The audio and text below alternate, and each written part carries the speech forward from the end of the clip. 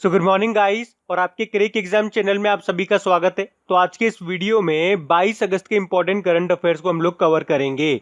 तो हमारा पहला प्रश्न क्या है, हाल ही में grand parents bag of stories नाम की बुक को किसने लिखा है? तो आंसर होगा सुधा मूर्ति ने। सुधा मूर्ति आप जानते हो इन्फोसिस फाउंडेशन की चेयरपर्सन है ये, और अभी इन्होंने ही इस बुक को लिखा है जिसका नाम क्या है, grand parents bag of stories, जिसे इसी साल नवंबर में रिलीज किया जाएगा। अच्छा, इनसे रिलेटेड कुछ और क्वेश्चंस मैं आपको बताता हूँ। अभी कुछ समय पहले इन्होंने एक बुक लिखी थी, क्या नाम था उसका, how the onion got its layer, और अभी इनको एक अवार्ड भी मिला था। याद है क्या आपको? कौन सा? ग्रामोदय बंधु मित्र पुरस्कार। तो ये भी आपको पॉइंट याद रखने, इनसे रिलेटेड पॉइंट हैं ये। बाकी श्रीधरन पिल्लई मिजोरम के गवर्नर हैं और इन्होंने अभी एक बुक लिखी है जिसका नाम है कोरोना कविता काल, जिसको रिलीज किया था मिजोरम के मुख्यमंत्री जोरमथंगा ने। राधा भाटिया, इन्होंने एक बुक लिखी थी लस्सी, और इस बुक ने इंटरनेशनल कुक बुक अवार्ड जीता था। बाकी उर्जित पटेल आरबीआई के पूर्व गवर्नर हैं, इन्होंने भी एक बुक लिखी है overdraft saving the Indian saver. तो ये भी आपको याद रखने। बढ़ते हैं आगे। फिर है, हाल ही में किसने population projections for India and states 2011 से 2036 नाम से एक रिपोर्ट जारी की है? तो आंसर होगा जनसंख्या पर राष्ट्रीय आयोग ने, यानी कि नेशनल कमीशन ऑन पॉपुलेशन ने। तो स्वास्थ्य और परिवार कल्याण मंत्रालय के तहत नेशनल कमीशन ऑन पॉपुलेशन ने population projections for India and states 2011 से 2036 नाम से एक रिपोर्ट जारी की है, और इस रिपोर्ट में बताया है कि देश का जो लिंगानुपात है, मतलब देश का जो सेक्स रेशो है, वो 2011 में 943 था, जो 2036 तक बढ़कर 957 हो जाएगा।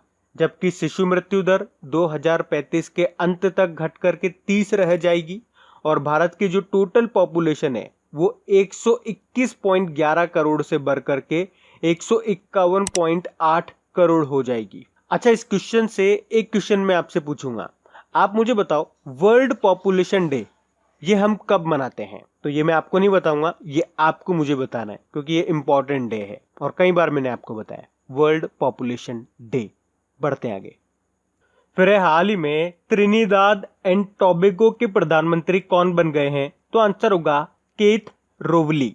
तो केथ रोवली ये लगातार दूसरी बार त्रिनिदाद और टोबैगो के प्रधानमंत्री बने हैं। बाकी वॉल्टर रोजर मार्टेस ये पेरू के नए प्रधानमंत्री बने थे अभी, और मो और बिलाल ये मॉरिटानिया के नए प्रधानमंत्री बने थे। बाकी हिचेम मचीची ये ट्यूनिशिया के प्रधानमंत्री बने थे। अच्छा, त्रिनिदाद एंड टोबैगो से आपको जरूर कुछ याद आता होगा। अगर डेली आप लोग हमारा करंट अफेयर्स का लेक्चर पढ़ते होंगे तो आपको याद आया होगा, हमने पढ़ा था जो आपके 2021 में कॉमनवेल्थ यूथ गेम्स होने वाले थे वो यहीं पे होने वाले थे त्रिनिदाद एंड टोबैगो ने, लेकिन अभी उसे पोस्टपोन कर दिया गया, स्थगित कर दिया गया कोविड-19 के कारण, क्योंकि 2021 में आपको पता है आपके टोक्यो ओलंपिक भी होंगे, तो उनकी डेट क्लैश कर रही थी आपस में।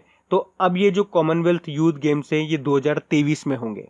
तो ये क्वेश्चन हम लोगों ने पढ़ा था, तो वहां से आपको ये याद आना चाहिए। तो आप मैप में देखिए, ये रहा त्रिनिदाद एंड टोबैगो। इसकी कैपिटल है पोर्ट ऑफ स्पेन और करेंसी है त्रिनिदाद एंड टोबैगो डॉलर। बढ़ते हैं आगे। फिर अभी हाल ही में विश्व वरिष्ठ नागरिक दिवस कब मनाया गया? तो आंसर होगा 21 अगस्त को।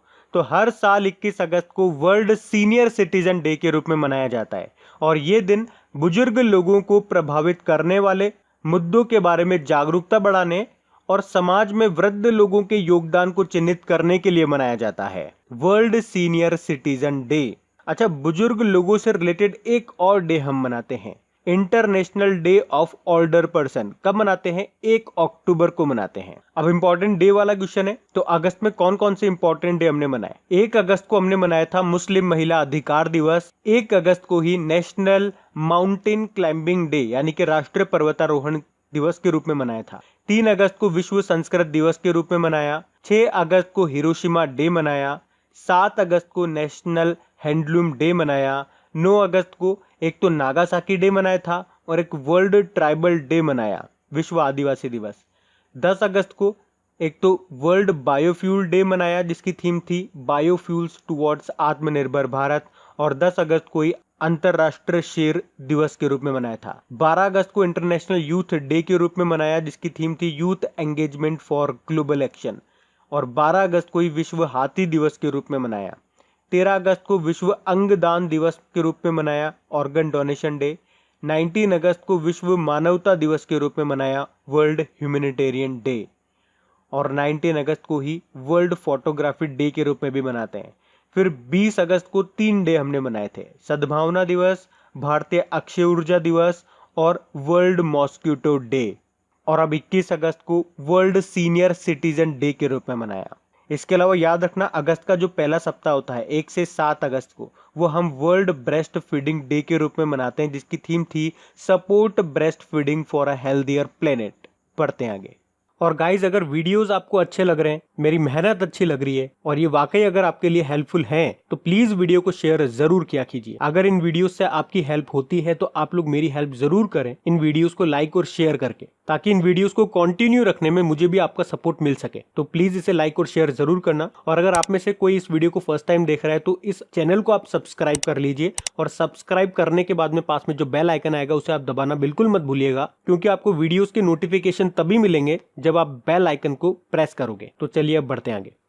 फिर हाल ही में किसने जागरूकता फैलाने के लिए कोरोना फाइटर्स नाम से एक वीडियो गेम लॉन्च किया है? तो आंसर होगा डॉक्टर हर्षवर्धन। तो हमारे केंद्रीय स्वास्थ्य व परिवार कल्याण मंत्री हैं ये डॉक्टर हर्षवर्धन, जिनका निर्वाचन क्षेत्र कॉन्स्टिट्यूएंसी है चांदनी चौक, दिल्ली। और अभी इन्होंने ही कोविड-19 पर एक गेम को लॉन्च किया है जिसका नाम है द कोरोना फाइटर्स।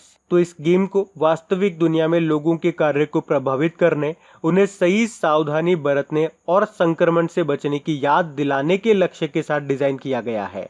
क्या नाम है गेम का? The corona fighters. आपको याद होगा भी कुछ समय पहले डॉक्टर हर्षवर्धन ने विद्यार्थी विज्ञान मंथन 2020-21 को भी लॉन्च किया था। एक मौसम का पूर्वानुमान लगाने के लिए मौसम नाम से मोबाइल एप्लीकेशन को भी लॉन्च किया था। बाकी जो ये प्रहलाद जोशी हैं, ये हमारे कोयला मंत्री हैं, धारवाड़ कर्नाटक निर्वाचन क्षेत्र है इनका। सत्यभामा पोर्टल इन्होंने लॉन्च किया था। नरेंद्र सिंह तोमर, ये तो हमारे कृषि मंत्री, मोरेना मध्य प्रदेश इनका निर्वाचन क्षेत्र है। बढ़ते हैं आगे। फिर हाल ही में किस राज्य सरकार ने अपने नए लोगो को रिलीज किया है, उसका अनावरण किया है? तो आंसर होगा झारखंड की सरकार ने। तो झारखंड के जो मुख्यमंत्री हेमंत सोरेन और वहां के जो राज्यपाल है द्रौपदी मुर्मू, उन्होंने इस नए लोगो को रिलीज किया है। इस नए लोगो को आप देखिए तो इसका रंग हरे कलर का है, जो कि वन संपदा का प्रतीक है।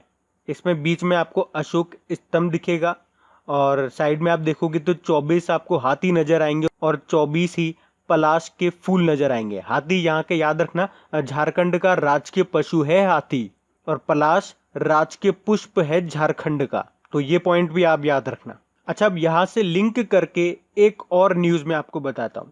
अभी हमारे श्रम व रोजगार जो राज्य मंत्री हैं संतोष गंगवार, उन्होंने श्रम ब्यूरो के ऑफिशियल लोगो को लॉन्च किया है। अब बात झारखंड की है तो ये रहा मैप में झारखंड, कैपिटल इसकी रांची है, मुख्यमंत्री हेमंत सोरेन हो गए और गवर्नर हैं द्रौपदी मुर्मू। अच्छा, याद रखना ये रांची में ही आपको मिलेगा सेंट्रल कोल फील्ड का हेडक्वार्टर, और कोल कैपिटल ऑफ इंडिया ये झारखंड के धनबाद को ही कहते हैं। और झारखंड का खूंटी ये निर्वाचन क्षेत्र है ट्राइबल अफेयर्स मिनिस्टर का, जो कि है अर्जुन मुंडा। अर्जुन मुंडा याद रखना ये आपकी तीरंदाजी संघ यानी कि आर्चरी एसोसिएशन ऑफ इंडिया के भी अध्यक्ष हैं। और झारखंड हाईकोर्ट के चीफ जस्टिस का नाम है रवि रंजन। अभी आपको याद होगा झारखंड के सोहराई खोवर पेंटिंग को जीआई टैग मिला था। इसके अलावा झारखंड सरकार ने माइग्रेंट्स को उनके राज्य में भेजने के लिए तत्पर प्रोग्राम को शुरू किया था और एक प्रज्ञाम नाम से मोबाइल एप्लीकेशन को भी लॉन्च किया था झारखंड की सरकार ने। तो ये भी याद रखना। बढ़ते हैं आगे। फिर हाल ही में 2 लाख करोड़ डॉलर का बाजार पूंजीकरण यानी कि मार्केट कैपिटलाइजेशन हासिल करने वाली दुनिया की दूसरी कंपनी कौन सी बन गई है? तो आंसर होगा एप्पल। अच्छा, ये तो दूसरी कंपनी बनी है, तो पहली कौन सी थी? तो पहली थी सऊदी अरामको। इसने सबसे पहले 2 लाख करोड़ डॉलर के मार्केट कैप को पार किया था। और दूसरी अब बन गई है एप्पल। अच्छा, एप्पल से भी आपको याद आता होगा अभी जो फ्यूचर ब्रांड इंडेक्स 2020 रिलीज हुआ था, उसमें टॉप पे रहा था एप्पल। सेकंड नंबर पे रिलायंस इंडस्ट्रीज था। एप्पल के सीईओ का नाम क्या है? टिम कुक है। और इसका हेडक्वार्टर मिलेगा आपको कैलिफोर्निया यूएसए में। बढ़ते हैं आगे। फिर अभी किस देश ने बैलिस्टिक मिसाइल शहीद कासिम सुलेमानी का अनावरण किया, उसे रिलीज किया? तो आंसर होगा ईरान ने। तो एक्चुअली में अभी ईरान ने 1400 किलोमीटर तक की रेंज वाली एक बैलिस्टिक मिसाइल को लॉन्च किया है, जिसे शहीद कासिम सुलेमानी का नाम दिया गया। आप जानते हो ना कौन थे ये ईरान के कमांडर इन चीफ थे और अमेरिकी हवाई हमले में ये मारे गए थे। और इनके मारे जाने के बाद फिर नए कमांडर इन चीफ कौन बने थे? इस्माइल कानी बने थे। अच्छा, इसके अलावा एक नई क्रूज मिसाइल को भी लॉन्च किया गया जिसकी रेंज 1000 किलोमीटर से ज़्यादा है और इसे अबू मेहदी नाम दिया गया। अब बात ईरान की है तो ये रहा मैप में ईरान, कैपिटल इसकी तेहरान है और इसकी नई करेंसी क्या बनी है? तोमान। प्रेसिडेंट है हसन रूहानी। एक हसन दियाब भी नाम आपने पढ़ा होगा, लेबनान के प्रधानमंत्री बने थे इसी साल, लेकिन अभी इन्होंने इस्तीफा भी दे दिया है। अभी ईरान ने अपने पहले सैन्य उपग्रह नूर को भी सफलतापूर्वक ऑर्बिट में पहुंचाया था। बढ़ते हैं आगे। फिर है किस राज्य सरकार ने एनपीसीआई और कैनरा बैंक के साथ समझौता किया है? तो आंसर होगा आंध्र प्रदेश की सरकार ने। तो अभी आंध्र प्रदेश ने गांवों और ग्राम पंचायतों में यूपीआई के माध्यम से डिजिटल भुगतान सेवाओं को शुरू करने के लिए एनपीसीआई और कैनरा बैंक के साथ समझौता किया है। एनपीसीआई से भी आपको याद होगा, इसने एनेट रिवॉर्ड्स नाम से एक लॉयल्टी प्लेटफॉर्म भी लॉन्च किया था और पाई नाम से एक आर्टिफिशियल इंटेलिजेंसी वर्चुअल असिस्टेंट भी लॉन्च किया था और एनपीसीआई ने यूपीआई चलेगा अभियान भी लॉन्च किया था। बाकी आपको पता है सिंडिकेट बैंक का मर्जर हुआ था, विलय हुआ था कैनरा बैंक में। कैनरा बैंक का हेडक्वार्टर मिलेगा आपको बेंगलुरु में। अब बात आंध्र प्रदेश की है। अच्छा, आंध्र प्रदेश से सबसे इंपॉर्टेंट पॉइंट अभी हमने पढ़ा था, आंध्र प्रदेश के गवर्नर ने आंध्र प्रदेश की 3 राजधानी वाली परियोजना को मंजूरी दे दी है। अब वो 3 राजधानी कौन कौन सी है? देखो, अमरावती तो इसकी लेजिस्लेटिव कैपिटल बनेगी, विशाखापट्टनम एडमिनिस्ट्रेटिव कैपिटल बनेगी और कुर्नूल इसकी जुडिशियल कैपिटल बनेगी। ये आपको याद रखना है। इसके अलावा भी आंध्र प्रदेश सरकार ने बच्चों और महिलाओं को साइबर अपराधों से बचाने के लिए ई रक्षाबंधन कार्यक्रम को शुरू किया था और गुमशुदा बच्चों का पता लगाने के लिए ऑपरेशन मुस्कान को शुरू किया था। और आंध्र प्रदेश ने ई क्रॉप नामक पहल के द्वारा फसलों का ऑनलाइन पंजीकरण भी शुरू किया है। अभी आंध्र प्रदेश ने वाईएसआर चेयुथा योजना को शुरू किया, वाईएसआर कापू नेस्तम योजना को शुरू किया और नेस्तम से आपको याद आना चाहिए नेस्तम नेस्ता योजना, ये भी आंध्र प्रदेश की है। अच्छा, यहाँ के मुख्यमंत्री का नाम जगन मोहन रेड्डी है और जगन मोहन रेड्डी से मैंने आपको 3 योजनाएं याद करवाई थी। एक तो जगन्ना विद्या दिव्यना योजना, एक जगन्ना वस्ती दिव्यना योजना और एक जगन्नान चेदुड़ू योजना। तो जगन्ना से आप याद रख सकते हो। बाकी अम्मा वोडी योजना भी है यहाँ पे, रायतु भरोसा योजना भी है, एक रायतु बंधु योजना भी है लेकिन वो तेलंगाना की है, तो कंफ्यूज मत होना। बाकी नवरत्न नालू पेदलंद रिकी इलू योजना भी यहीं की है। मोबाइल हैंड वॉश सुविधा भी शुरू की थी आंध्र प्रदेश सरकार ने। गवर्नर यहाँ के विश्वभूषण हरिचंद्रन हो ही गए। उसके अलावा याद रखना, भाषा के आधार पर गठित होने वाला पहला राज्य आपका आंध्र प्रदेश ही है। उसके अलावा देश का पहला दिशा पुलिस स्टेशन ये आपके आंध्र प्रदेश में ही बना है और भारत का पहला एक्वा मेगा फूड पार्क ये भी आपका आंध्र प्रदेश में ही बना है। एक कोविड फार्मा एप्लीकेशन भी लॉन्च किया था इसने और सी मैप एप्लीकेशन भी लॉन्च किया था किसानों के लिए और भारत का पहला ऑनलाइन वेस्ट मैनेजमेंट प्लेटफॉर्म भी लॉन्च किया था आंध्र प्रदेश सरकार ने। तो इतना आप याद रखना। इससे बढ़ते आगे। फिर है हाल ही में किसने भारत में लोगों को नौकरी तलाशने में मदद करने के लिए कोरमो जॉब्स एप्लीकेशन को लॉन्च किया है? तो आंसर होगा गूगल ने। तो अभी गूगल ने भारत में कोरमो जॉब्स नाम से अपनी रोजगार एप्लीकेशन को लॉन्च किया है। तो ये एप्लीकेशन जो कोरमो जॉब्स है ये कोरोना वायरस के कारण अपनी नौकरी गंवा चुके युवाओं और नौकरी की तलाश में जुटे लोगों को रोजगार दिलाने में मदद करेगी। और गूगल ने पहली बार इसे 2018 में बांग्लादेश में लॉन्च किया था, फिर 2019 में इंडोनेशिया में लॉन्च किया था और अब 2020 में भारत में इसको लॉन्च कर रहा है। बात करेंगे गूगल की। गूगल की स्थापना हुई थी 1998 में। हेडक्वार्टर कैलिफोर्निया यूएस में मिल जाएगा और इसके फाउंडर हैं लेरी पेज और सर्जे ब्रिन। गूगल की पेरेंट कंपनी है अल्फाबेट और अल्फाबेट और गूगल दोनों के सीईओ हैं सुंदर पिचाई। अभी आपको याद होगा केंद्रीय जल आयोग ने बाढ़ पूर्वानुमान पहल के लिए गूगल के साथ समझौता किया था और गूगल ने जियो प्लेटफॉर्म में कितने प्रतिशत की हिस्सेदारी खरीदी है? 7.7% की। और गूगल ने गूगल प्लस को किस नाम से फिर से रीलॉन्च किया? तो गूगल करंट्स के नाम से। इसके अलावा गूगल ने लोगों को सोशल डिस्टेंसिंग बनाए रखने में मदद करने के लिए सोडार एप्लीकेशन को भी लॉन्च किया था। और अभी गूगल पे इंडिया की सलाहकार बनी थी शिखा शर्मा। उसके अलावा उत्तर प्रदेश गूगल के साथ जियो टैग कम्युनिटी किचन बनाने वाला पहला राज्य भी बना था, तो ये भी याद रखना। बढ़ते हैं आगे। फिर हाल ही में भारतीय रेलवे ने किस नाम से रेलवे सुरक्षा के लिए ड्रोन आधारित निगरानी प्रणाली यानी कि सिस्टम को शुरू किया है? तो आंसर होगा निंजा। तो अभी भारतीय रेलवे सुरक्षा निगरानी और यात्री सुरक्षा के लिए अनमेन्ड एयर व्हीकल यानी कि ड्रोन का इस्तेमाल करना शुरू कर दिया है और उन ड्रोन का नाम क्या रखा है? निंजा। अच्छा, हमारे रेल मंत्री कौन है? पीयूष गोयल हैं। और अगर आपसे पूछा जाता है कि स्वतंत्र भारत के पहले रेल मंत्री कौन थे, तो फिर आंसर क्या करोगे? जॉन मथाई। और रेलवे बोर्ड के अध्यक्ष हैं वीके यादव। अच्छा, रेलवे से कुछ इंपॉर्टेंट क्वेश्चन बताता हूं जो भी न्यूज में थे। तो सबसे पहला इंपॉर्टेंट क्वेश्चन तो ये याद रखो कि भारतीय रेलवे किस राज्य में दुनिया का सबसे ऊंचा घाट पुल बना रहा है? तो आंसर होगा मणिपुर में। और इसकी ऊंचाई कितनी है? 141 मीटर है। और अभी भारतीय रेलवे के उत्तर रेलवे क्षेत्र ने पहली बार व्यापार माला एक्सप्रेस ट्रेन का भी संचालन किया है। और याद रखो, भारतीय रेलवे कब तक अपने आप को इलेक्ट्रिफाइड विद्युतीकृत कर लेगा? तो आंसर होगा 2030 तक। और भारत का पहला केबल रेल ब्रिज ये कहाँ पे बन रहा है? जम्मू कश्मीर में, जिसका नाम है अंजी खड ब्रिज, जो कि कटरा और रियासी को आपस में जोड़ेगा, जिसकी लंबाई है 473.25 मीटर। और भारतीय रेलवे ने सबसे लंबी अभी रेलगाड़ी चलाई थी जिसका नाम क्या रखा था? शेषनाग। 2.8 किलोमीटर लंबी थी ये, नागपुर और कोरबा के बीच में चली थी। इसके अलावा भारतीय रेलवे ने अभी डबल कंटेनर स्टेक ट्रेन भी चलाई थी, पहली बार भारत में चली थी ये, पालमपुर और बोटाड के बीच में, गुजरात में ये। और सबसे लंबा प्लेटफॉर्म ये कहाँ बनाया जा रहा है? कर्नाटक के हुबली स्टेशन में, जिसकी लंबाई है 1400 मीटर।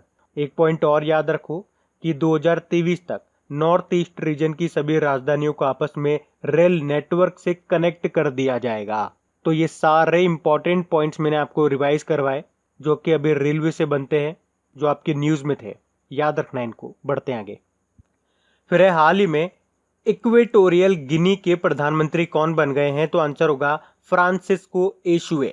तो फ्रांसिस्को एशुए ये लगातार तीसरी बार इक्वेटोरियल गिनी गणराज्य के प्रधानमंत्री बने हैं। ये एक सेंट्रल अफ्रीकन कंट्री है। अच्छा, याद रखना, गिनी देश अलग है। देखो, गिनी नाम से 3 कंट्री के बारे में आपने सुना होगा। एक तो गिनी हो गया, एक गिनी बिसाऊ हो गया, और एक ये हो गया इक्वेटोरियल गिनी। तो इसमें कंफ्यूज मत हो जाना। बाकी हमीद बाकायको ये आइवरी कोस्ट के प्रधानमंत्री बने थे। कुबाटबेक बुरुनोव किर्गिस्तान के प्रधानमंत्री बने थे। और जीन कोस्टेक्स फ्रांस के नए प्रधानमंत्री बने थे। अब ये है कहाँ पे? मैप में आप देखिए, इक्वेटोरियल गिनी, ये रहा मैप में इक्वेटोरियल गिनी। कैपिटल इसकी मालाबो है। करेंसी है सेंट्रल अफ्रीकी CFA फ्रैंक। तो अब बात करेंगे कल के वीडियो में पूछे गए प्रश्न के उत्तर की। तो कल के वीडियो में आपसे पूछा था कि उत्तर प्रदेश के किस रेलवे स्टेशन का नाम बदलकर बनारस रेलवे स्टेशन रखा जाएगा? तो आंसर होगा मंडुआडीह रेलवे स्टेशन। आप सभी ने प्रश्न का बिल्कुल सही उत्तर दिया है। और हाँ, अगर आप में से कोई इस वीडियो को फर्स्ट टाइम देख रहा है तो आपको बता दूं कि टॉपिक वाइज करंट अफेयर्स की सीरीज हम लोगों ने जो स्टार्ट की है, उसमें जनवरी से लेकर जून तक अलग अलग टॉपिक को हम लोग कवर कर रहे हैं। तो अभी अपॉइंटमेंट्स का ऑडियो बना करके मैंने अपलोड कर दिया है खबरी एप्लीकेशन पे। तो अगर आपने वो नहीं सुना है तो वो सुन लीजिएगा, लिंक आपको नीचे डिस्क्रिप्शन में मिल जाएगा। और अगर पसंद आता है तो उसे लाइक और शेयर जरूर कीजिएगा। और हाँ, लाइक और शेयर करना इस वाले वीडियो को भी मत भूलिएगा। तो गाइज, इन सभी क्वेश्चंस का क्विज बना करके मैंने एप्लीकेशन पे अपलोड कर दिया है। तो अगर आपने वीडियो बिल्कुल ध्यान से देख लिया है तो वहां जाइए और इन सभी क्वेश्चंस का आप प्रैक्टिस लगा लीजिए, ताकि ये सारे क्वेश्चंस आपको अच्छी तरीके से याद हो जाए। और जो नए स्टूडेंट इसे पहली बार देख रहे हैं, आपको बता दूं कि क्विज में अब रैंकिंग फीचर भी ऐड हो चुका है। तो अगर आप कम समय में ज्यादा से ज्यादा क्वेश्चन राइट करते हो तो आपका नाम आपके फोटो के साथ टॉप 10 स्टूडेंट्स में आपको दिखाई देगा। आपको ही नहीं, जितने भी लोग क्विज लगाएंगे उन सबको दिखाई देगा कुछ इस तरीके से, ताकि आपको भी एक अंदर से मोटिवेशन मिल सके कि आपको भी यहां तक पहुंचना है, ताकि सब लोग आपको टॉप 10 में देख सकें।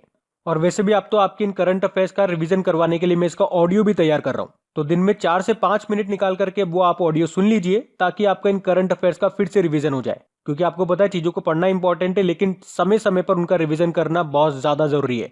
रिवीजन नहीं करोगे तो वो सारी चीजें आप भूल जाओगे। तो आप ही के लिए मैं इसका रिवीजन ऑडियो तैयार कर रहा हूँ। तो उस ऑडियो का लिंक मैंने नीचे डिस्क्रिप्शन में दे दिया है, वहां जाकर के आप मुझे फॉलो कर लीजिए। और फॉलो करने के बाद में पास में जो बेल आइकन आएगा आप उसे जरूर दबा लेना, ताकि जब भी मैं ऑडियो अपलोड करूं उसका नोटिफिकेशन आपको मिल सके। और एप्लीकेशन अगर अभी तक आपने डाउनलोड नहीं किए तो उसका लिंक भी आपको नीचे मिल जाएगा। वहीं पे आपको क्विज, वीडियो, PDF सब मिल जाएंगे। तो इस प्रश्न का उत्तर आता है तो कमेंट बॉक्स में जरूर टाइप करिए। चलिए अब मिलते हैं करंट अफेयर्स के रिवीजन वीडियो में। Thank you guys.